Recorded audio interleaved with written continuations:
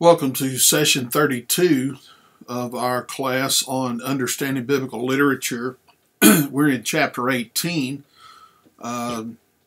beginning the Old Testament narrative this time. In the second slide, we are told that narratives comprise nearly half of the Old Testament. So it's extremely important that we understand how to interpret narratives. Narrative is a literary form that is characterized by sequential time action, and it involves plot, setting, and characters. Now, they are very clear in this passage, or in this chapter, I'm sorry, about the fact that when they use these terms, plot, setting, and characters, they are not denying the truthfulness of these narratives, that these terms, these words, plot, setting, and characters often go with fiction writing and so forth, but they want to make it very clear that they do not believe that the Old Testament, or the New Testament for that matter, is recording anything that could be considered fiction. Even the apocalyptic sections, like Daniel chapters 7 through 12, and part of Ezekiel and part of Isaiah, and other places, like Joel chapter 2. Even those, even though they are figurative, they speak to real events, whether future immediate for the very near future in the time that the prophecy was given, or in the far future, again, which is a very small percentage of what we call prophecy. Okay? But apocalyptic usually refers to the future. Now, we've already discussed this a good bit concerning Revelation. But, we noted there that while it would have to do with the future from the original readers, we noted that the passages that said that the time was near. Okay? But as far as narrative in the Old Testament, and we could say the same for narrative in the New Testament,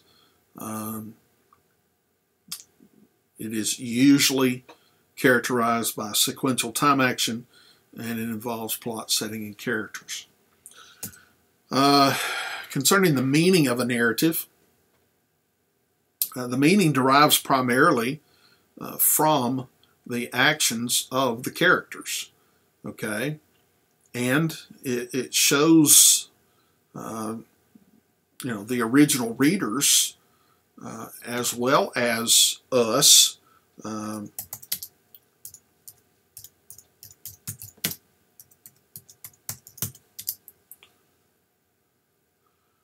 how to live or how not to live.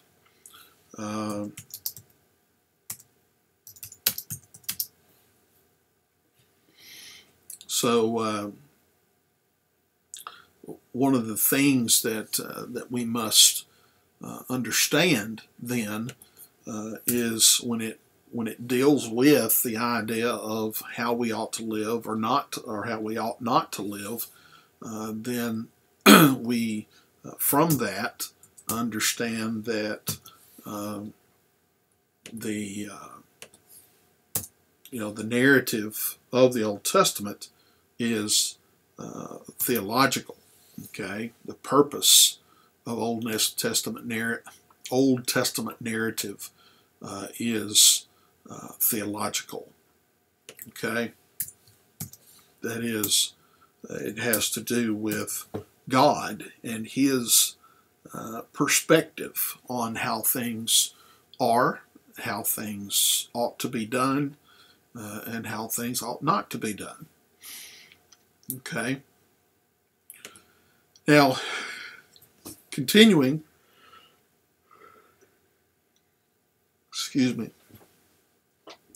with the advantages of narrative, we're in slide number 5. Narrative is interesting to both children and adults. Who doesn't like a good story? Again, we're not trying to say that any of this is not true, okay? We certainly want to, uphold the truthfulness of Scripture, and everything that is recorded actually happened, especially, when we're dealing with narrative, okay? And it depicts real life and is thus easy to relate to. It also portrays the ambiguities and complexities of life. So, when you add to this the idea of, or the fact of how narrative is theological, then you have, again, the advantage of looking at real life, through the eyes of God. Okay? Now, we're going to point out later that not every narrative tells us specifically that God was displeased with something or someone. We are left to figure that out on our own based on what God had already said. Okay? And, again, the original readers would have, had to do the same. So there are advantages to narrative. Continuing advantages of narrative in slide 6. Oftentimes it's easy to remember, and God teaches us something about Himself in narrative. In fact, one of the questions that we need to ask when we interpret a narrative in the Old Testament is, what does this tell us about God? Just like when we interpret the Gospels, we need to ask ourselves, when we interpret a particular section or event from the Scriptures, we need to ask ourselves what it teaches us about Christ. Okay? So, and the fact is that there are many Old Testament statements which could very well teach us something about Christ. Okay, but the problem with that is that you usually don't see the reference to the Christ, to Jesus, to the Messiah. You don't usually see that something is a reference to the Messiah unless you have the Old Testament telling you that that particular statement is a reference to Jesus. That is something about, the Old Testament. Some have said that, the Old Testament is the New Testament concealed, and the New Testament is the Old Testament revealed. So I think there's a lot of truth to that. I had to write an article, or actually I had the privilege of writing an article not too long ago concerning, seeing Christ in the Old Testament. And the first point that I made was that the only way that you can fully and truly see Christ in the Old Testament is through the lens of the New Testament. You have to come to the New Testament to understand everything that was said about the Christ in the Old Testament. Because again, the New Testament is the Old Testament revealed. It shows us the plan of God. And even, Peter points out that the prophets, the writers of the Old Testament, prophesied of, the one to come, but they did not fully understand everything because it was still a mystery. Okay?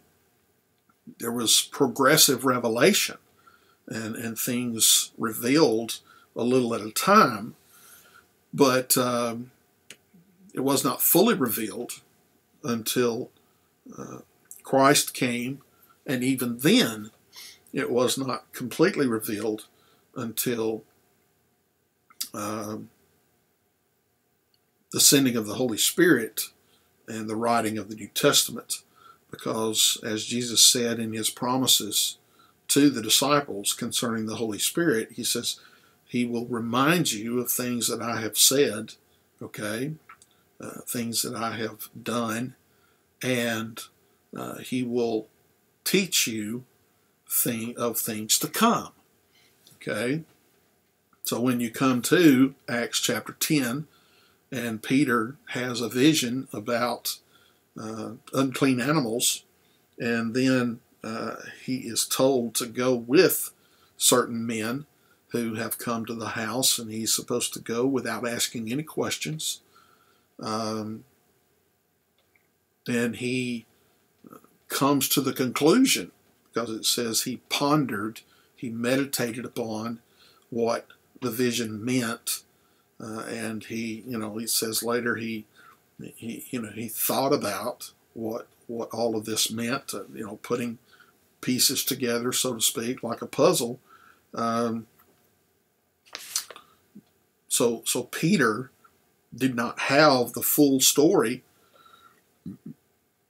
of the Gentiles being brought into the church until he arrived at Cornelius' house and heard what Cornelius had to say. And he says, of a truth, I perceive that God is no respecter of persons, okay? But from any nation, he's willing to accept those who will come to him. So that's, a little understanding concerning progressive revelation. But by the time Peter writes his letters, he says that we have been given all things that pertain to life and godliness. When Paul talks about the mystery that had been, the word mystery means unknown, hidden, okay? But when Paul talks about that mystery, he says it has now been revealed through the holy apostles and prophets, okay, in the New Testament. Okay? So, again, from this particular slide number 6, we need to make sure that we ask the question of the narratives of the Old Testament. What is this teaching us about God? We also understand that narratives are holistic in the sense that they usually give the not only the struggle in whatever situation there is, but generally you will also have a resolution. And while that may not be true in every single instance, it certainly is true most of the time. And finally, narrative relates short incidents to a bigger story. Okay? Like, you read the book of Ruth, excuse me, and you see the genealogy of David. Okay? He's being introduced in that way.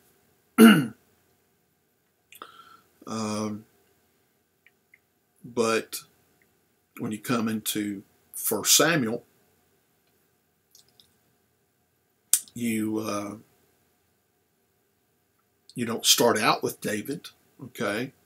You start out with Samuel and his birth, his conception and birth, and then him being brought to the tabernacle to serve God as Hannah promised after he had been weaned. And then she came back every year and gave him new clothes and stuff like that. But it's only after Saul has been chosen. Man, I'm sorry. It's only after Saul has been chosen that that David is brought back into the situation, in the sense of, it's only after Saul has shown himself to be an unworthy king that David is spoken of again in the anointing of David, I believe in 1 Samuel chapter 16, or maybe it's 14 or 15. But you see how, as you go through, these short incidents are related to a bigger story.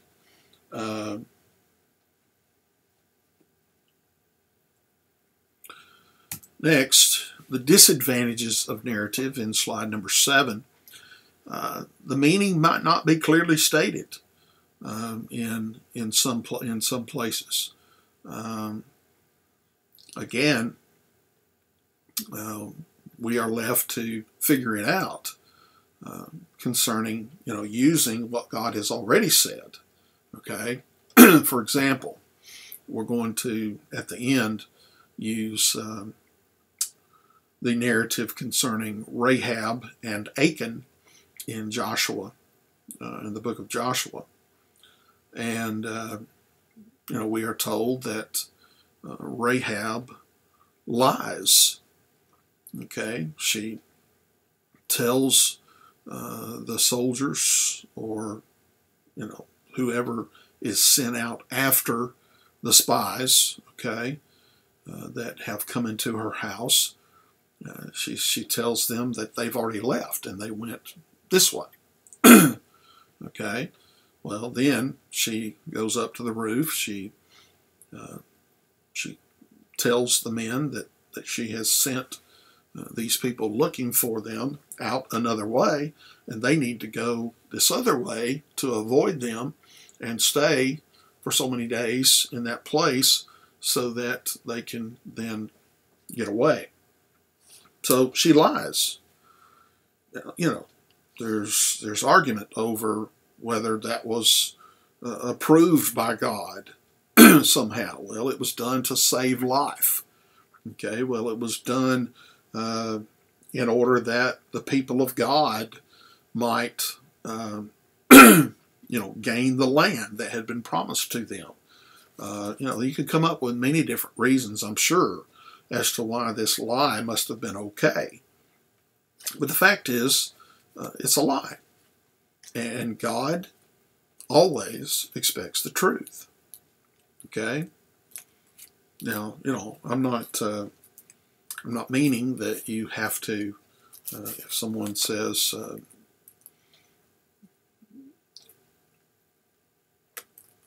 you don't always, well, we'll make sure I explain this right, because I certainly don't want to make it sound like I'm approving of lying. Okay?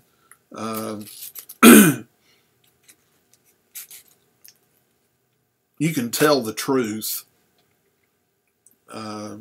and not lie. I mean, for example, this question comes up all the time. What if a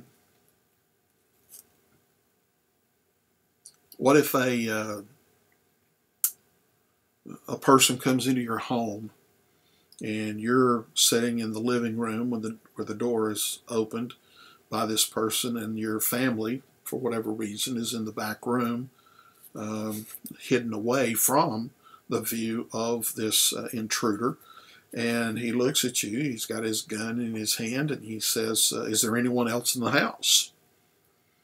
And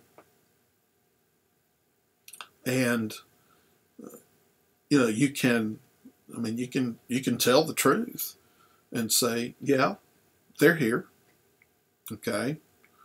Or you could say something like, "You're going to have to go through me to find out." Okay. You didn't lie, but you also didn't give away the idea of anyone being there, or at least maybe you didn't by saying that. But the idea is that we should always tell the truth. Okay, in every situation, or we should always be honest in everything we do. All right, next, a disadvantage of narrative is the reader might become enthralled in the story and misses the meaning. That is, the idea of maybe reading too much into the story, or just reading the story for the story's sake. And again, I don't like the word story. I use the word account, I guess, is the best way to do it. To read the account and just read it for the fact that it's interesting. Okay. I always, when I'm reading the account of David and Goliath, when David stands up before Goliath and says, "You have insulted Jehovah God," and I'm just paraphrasing here, but "You've insulted Jehovah God, and I'm not going to allow it.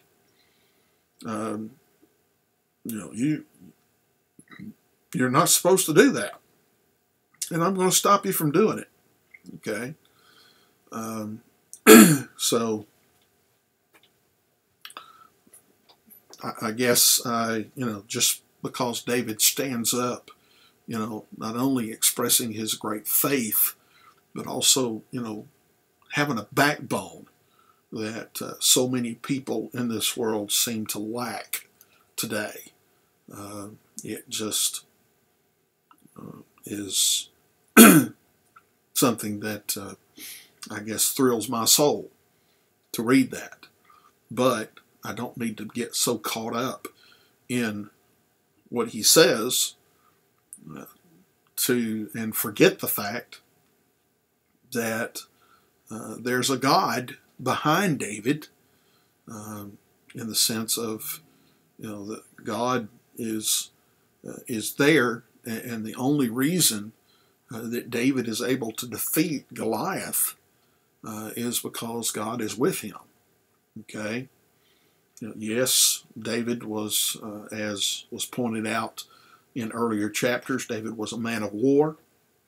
He had practiced, evidently, thousands and thousands of times with his sling, and he obviously, tells later on, or maybe just prior to this, I guess, when he goes to Saul, when he's summoned to go to Saul, he says, "I've killed the lion and the bear in protecting the sheep of my father."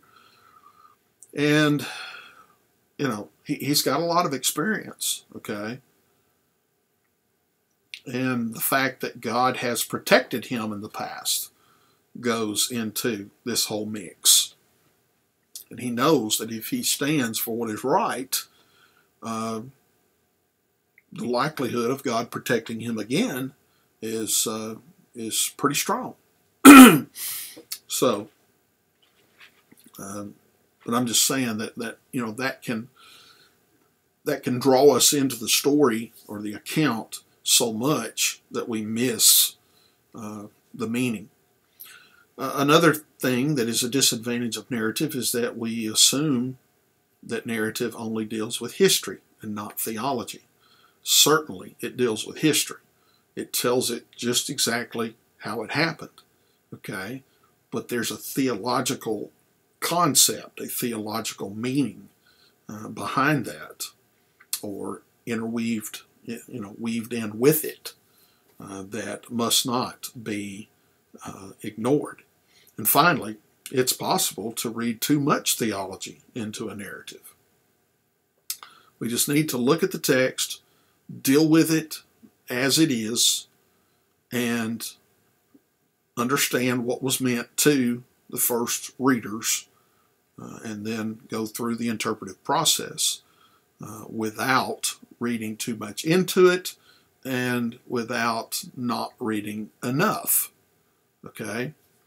We certainly do not want to read into the biblical story, the biblical account, what was never meant to be there.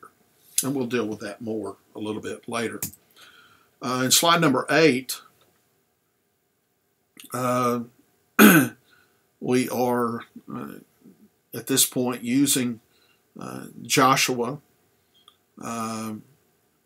chapter 1 and 2 in this particular slide. In Joshua 1, Israel begins its conquest of the promised land, certainly with God's help. And then in chapter 2, you have the story of Rahab the harlot. Then in slide number 9, chapters 3 through 5, Israel prepares to attack Jericho, which is Rahab's city. And then in chapter 6, we have the capture of Jericho. And then in chapter 7, we have the story of Achan and his disobedience. Well, as you read through these first 7 chapters, specifically chapter 2 through chapter 7, you notice, or you should notice, that Rahab and Achan are polar opposites here in slide number 10, whose accounts, that is Rahab at chapter 2 and Achan in chapter 7, they kind of bookend the conquest of Jericho. Okay? And the fact is that what happens is Rahab, who is a pagan, acts like an Israelite with her great faith from what she had heard about what Jehovah had done for the Israelites. Okay? And Achan, who is an Israelite, acts like a pagan in disobeying God. So you have a contrast, all right? And this serves to, as a narrative way of bringing out, I guess, the particulars of the account, in the sense of highlighting Rahab and using Achan as an example of what not to do. Okay? And as the authors point out, through the structure of this narrative, we learn that the conquest is about much more than destruction. As part of the conquest, there are also issues of individual faith and obedience. And likewise, there is more to faith in God than just nationality or respectability. Even in the Old Testament, when, Gentiles were not a part of the covenant when it was initially given, the fact is that if a person wanted to begin to live in light of Jehovah and his commandments, they certainly could. Okay? And he takes anybody that's willing to come to him on his terms. Okay?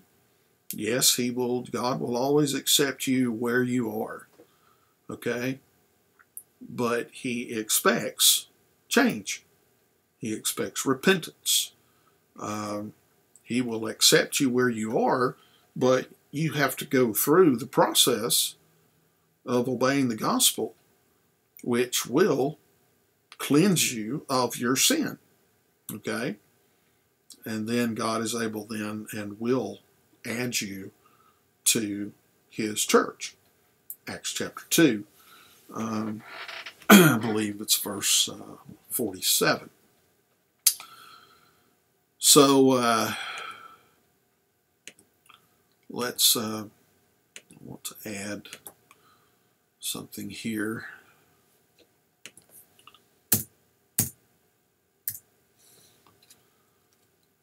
Real quick while I'm thinking about it.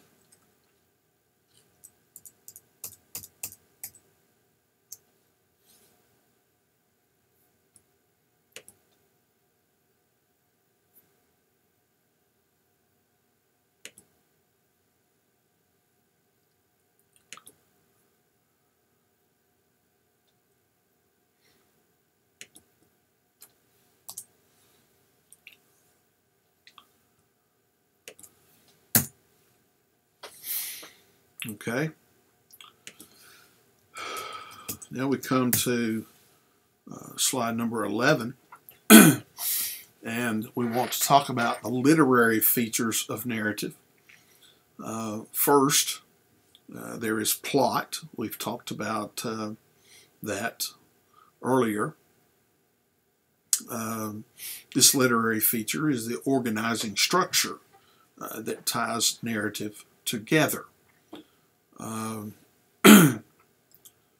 For the basic features of plot, we need to go to slide number 12. First, we have exposition, which is the description of the setting. We usually have conflict that can be either internal or external. And then there is usually resolution, where the conflict is solved. Okay? So these three different parts of what is called plot is found in the narrative of the Old Testament. Now, coming to slide number 13, when we talk about plot, we need to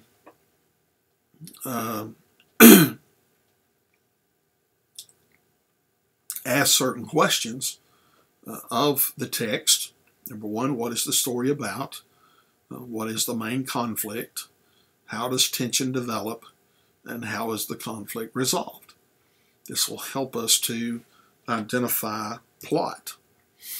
Next, in slide number 14, we deal with characters as part of the narrative. This literary feature encompasses all the people who carry out the action and move the plot forward. And this answers the who question, who is involved.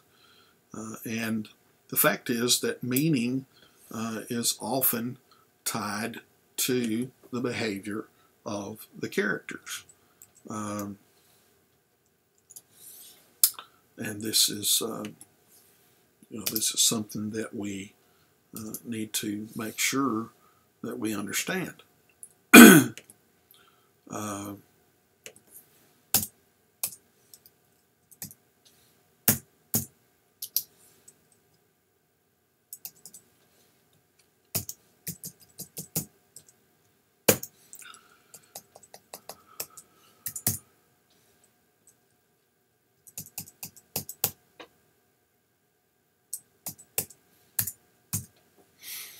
Okay. And then in slide number 15, we need to understand that oftentimes we have what is called the viewpoint of the narrator. And this literary feature describes the perspective of the author's account. And often the narrator attempts to assume a position of neutrality. expecting the reader, again, to be savvy enough, so to speak, to discern good from bad. And that's what I was talking about earlier when it came to Rahab and her lie. Okay, so this is something that we must understand.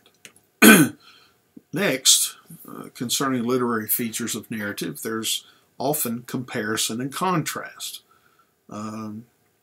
This literary feature is used to develop the plot and move the story forward by juxtaposing characters or events. And, the longest running contrast in the Old Testament is between Saul and David.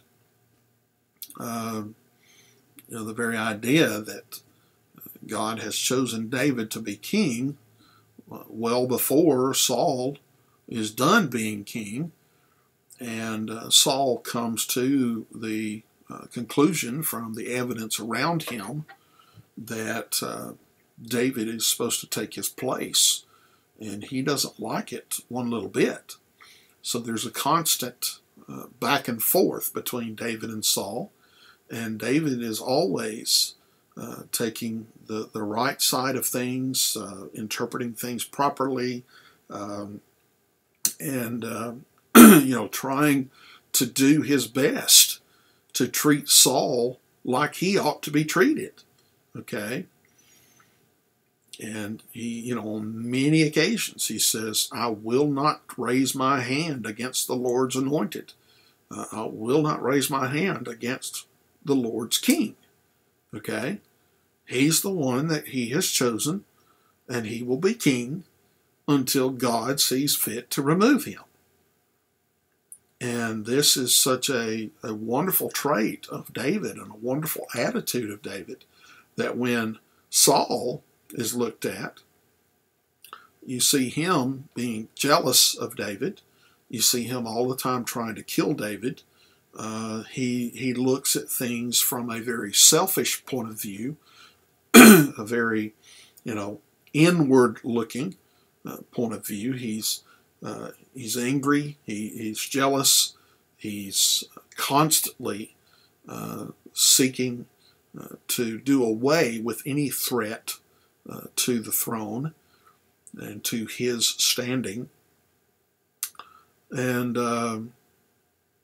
he just, from the time that he decides that he's going to disobey God, and God tells him he's going to take the kingdom from him and give it to someone who is better than him, you see this, you seem to see as the text goes on, you see him, continually moving away from God in his mind, in his attitude, in his actions, and slowly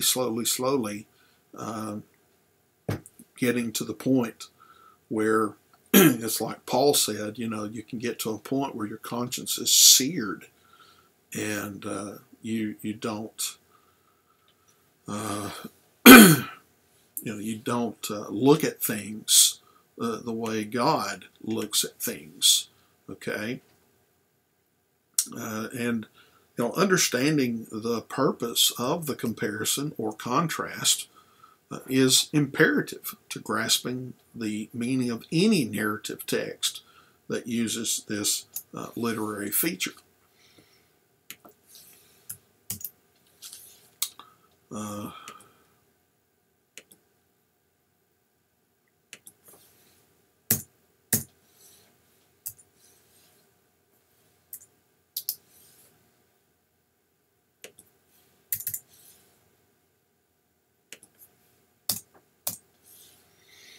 Okay.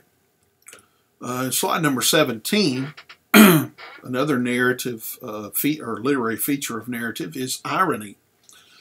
This literary feature describes situations where the literal or surface meaning of an event or episode is quite different from the narrator's intended meaning. the use of this literary feature communicates meaning with a greater force. For an example of irony, let's look at 1 Samuel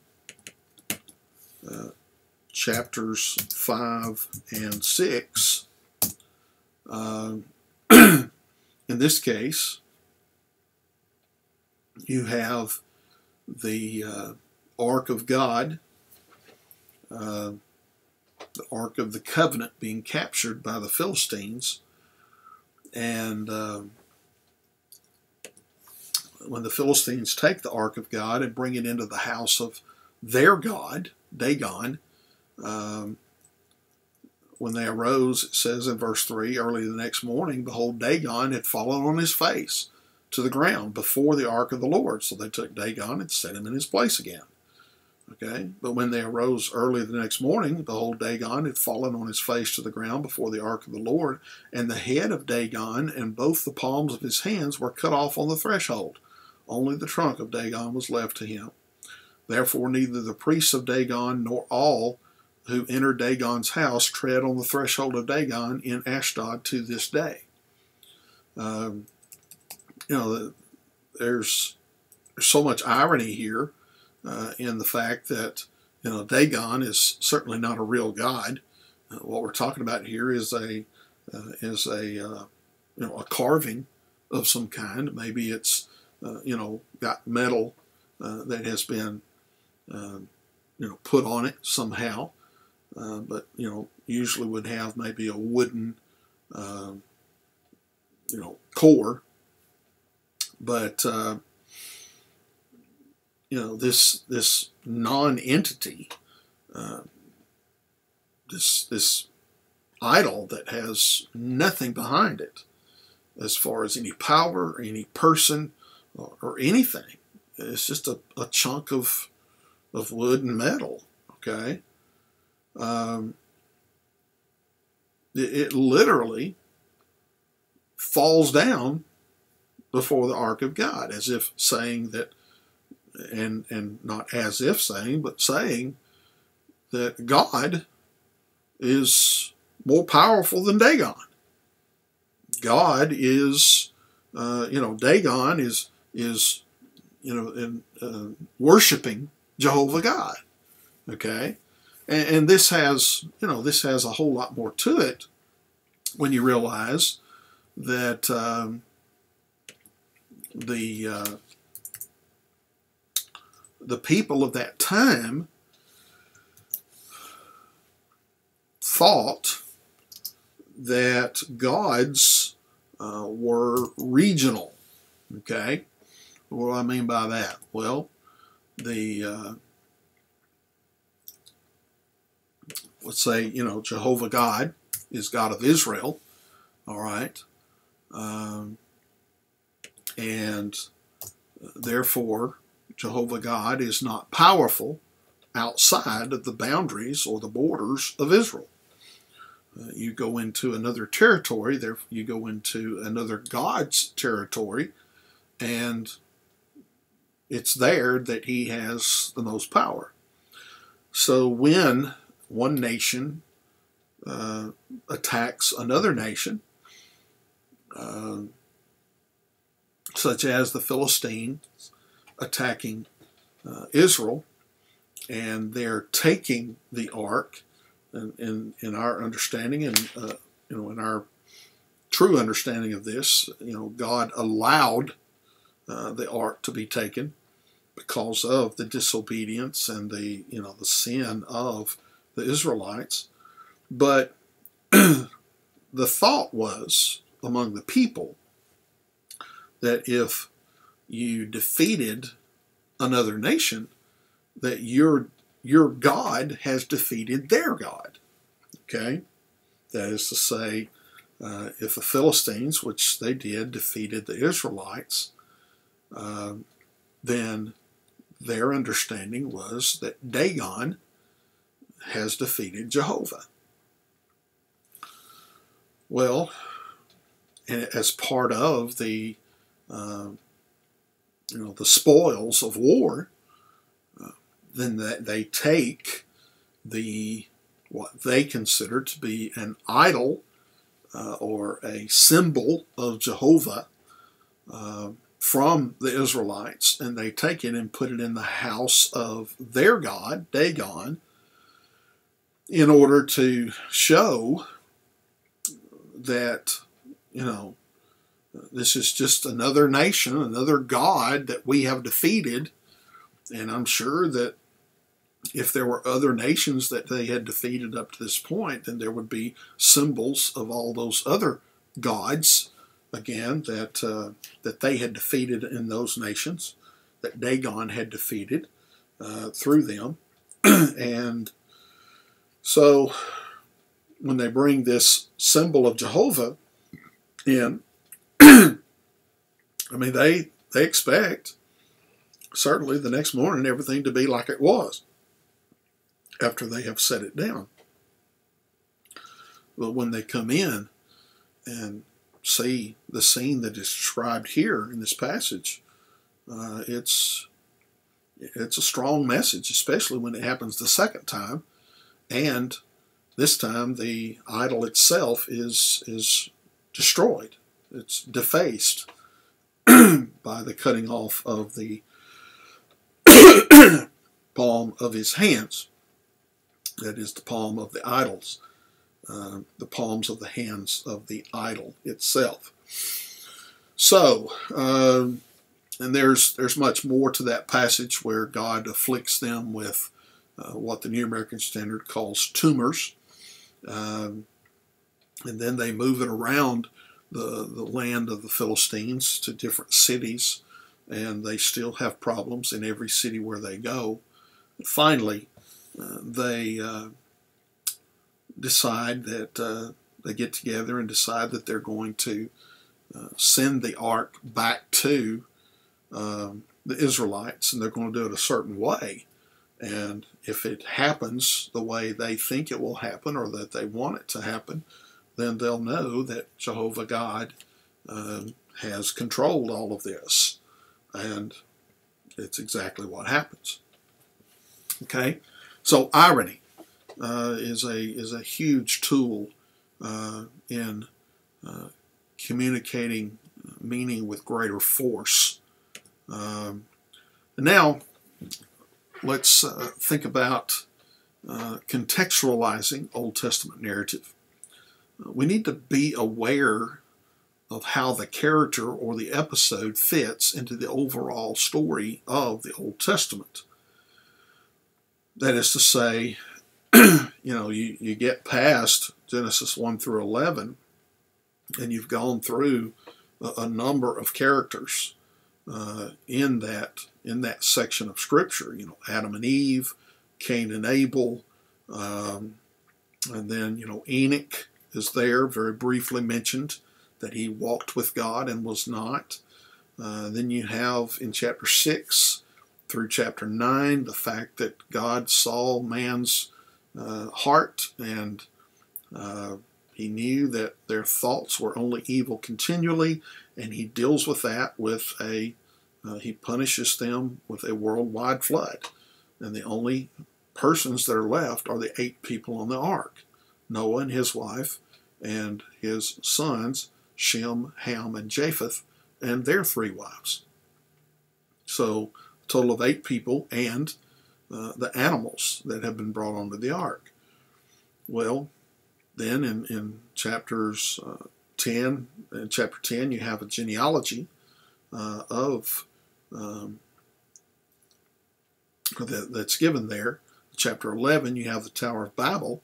So you've had so many people coming, going through the story or the account up to this point. But then you come to chapter 12, and all of a sudden, God just narrows this whole thing down to Abraham. Okay? Because you've got all of humanity, okay, starting with Adam and Eve, and it broadens out to all of humanity. Okay? And at the Tower of Babel, God scatters humanity by confusing their languages. That is, their language. There was only one language on the earth up until that time, and God gives this group this language and that group that language, and when they finally find each other in that big crowd as to who they can understand, then certainly over time, this group who can't understand this group will kind of separate from them and move forward to another place. But you have this broadening, like I say, of out to all mankind, and then all of a sudden in chapter 12 you come back to one person, Abraham, and then you have this broadening of his family, okay, and everything widens out again to a great number of people and so forth, and then you come down to one person. I'm skipping a lot of stuff here, but you come down to one person, which is David. Okay, God makes a covenant with him, just like he made a covenant with Abraham. Different covenant, but still two covenants. And then you have the covenant made with David, and then you see how that family carries on, okay, with Solomon losing the kingdom, or actually his son Rehoboam loses the kingdom, but it had already been told that it was going to happen back in Solomon's time. So, yes, we still have the accounts of the northern kingdom and the southern kingdom. It goes back and forth between the kings of Judah and the kings of Israel, okay? But to a great degree, you have a lot about the southern kingdom, through which the king, the prophet, priest, and king, the Messiah, is going to come. Okay? And, after the north is taken off into captivity, you have the south being dealt with all the way down to 605 and 597 and 587, 86. And then they are taken off into captivity. But from that point on, you see how the account unfolds with a remnant coming back to the promised land, just like God said it would. And you see, all the way down through the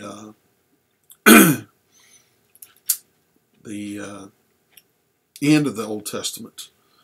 And then you start in Matthew chapter 1 with the genealogy of Jesus. Okay? Which, what does that do? Narrows it back down, okay, to one person, Jesus Christ. All right? And then from Jesus, 12 are chosen, and then those 12, one of which betrays Jesus and kills himself, Judas, and then Matthias is added in, and then Paul is added in. So from that point, you have them going out, spreading the gospel, and the church being established there in Acts chapter 2, and then Paul being added in Acts chapter 9. And from that point on, the gospel goes forward from Jerusalem into Judea, and then to Samaria, and then to the rest of the world. So, be aware of how the character or the episode fits into the overall story of the Old Testament. And then, as we will see, you need to run that through the lens of the New Testament in order to get exactly what we are supposed to do in light of what was said in the Old Testament, even though we ourselves are no longer under the Old Testament. But Paul said that the things that were written before were written for our learning, that we through patience and comfort of the Scriptures might have hope. So we can learn from the Old Testament, obviously, but it's not the law that we ought to follow. We don't follow for our salvation anything from the Old Testament. Now, continuing this idea of contextualizing Old Testament narrative in slide number 19, we need to study the themes and the message of the entire book when we look at a particular Old Testament passage. And we need to make sure to understand how our episode fits into the message of the book. This is, somewhat difficult if you're reading, Genesis, and you need to understand how, this particular event in whatever chapter fits into all 50 chapters, okay? Or in Isaiah, there's 66 chapters, okay, in Isaiah. So, narrowing that down to exactly what it means when, in the message of the entire book is important. And then,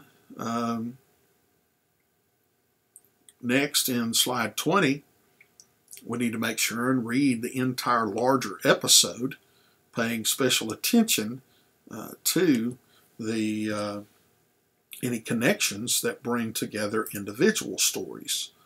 Like I said, David's anointing, and then the fact that at the end of chapter 14, I believe it is, it says that any time Saul saw a valiant man, a man of courage and action and boldness, a valiant man.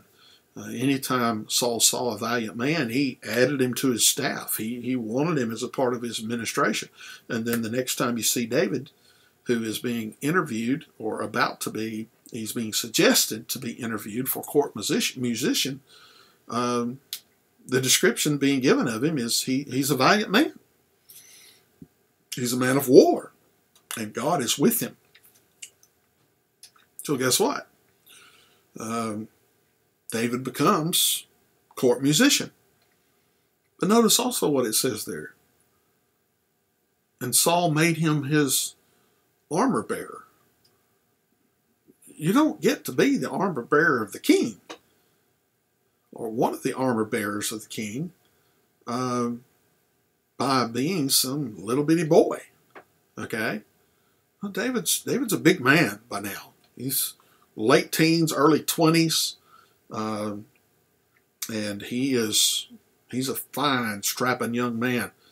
He's not some little bitty boy, that we sing about in Vacation Bible School. Little boy David went down to the babbling brook.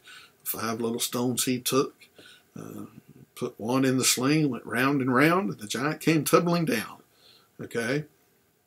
David wasn't a little boy. And that's another discussion for another time.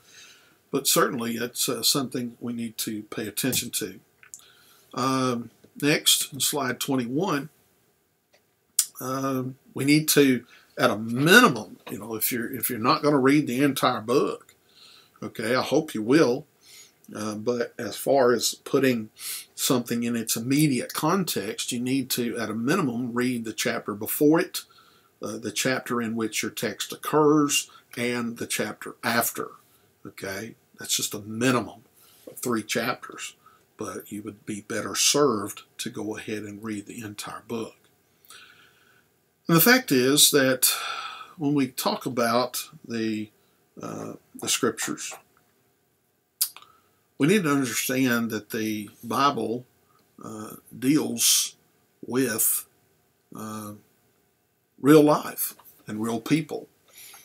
And the fact is that people are complex, and so are the great stories or accounts about them. The fact is that the good guys and the white hats are not always what they seem. Most of, slide 23, most of the main characters contain a mixture of good and bad traits, and few characters emerge squeaky clean. We talked about, I mentioned Enoch earlier in the early chapters of Genesis. It just simply says that he walked with God. What does it mean to walk with God? It means to do according to his will. He walked with God and was not, because God took him. Well,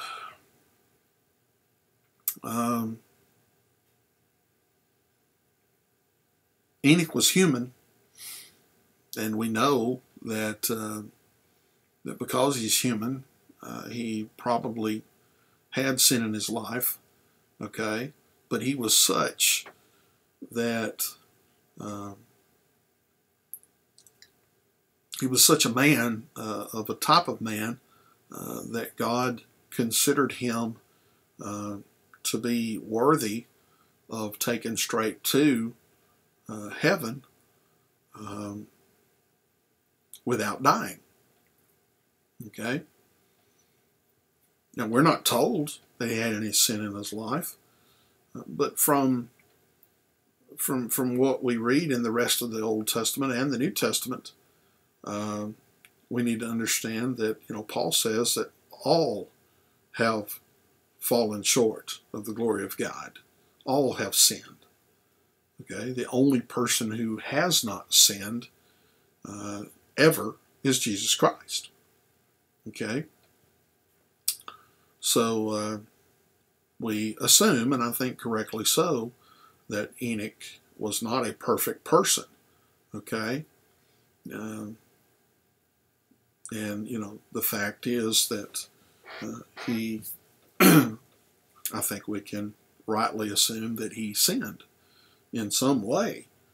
But he was such a good person that God decided to take him without him having to go through death. Concerning these characters, concerning good guys in white hats, we will stop here and pick up with slide 24 in session number 33 and discuss Samson, about what was good about him and what was bad about him.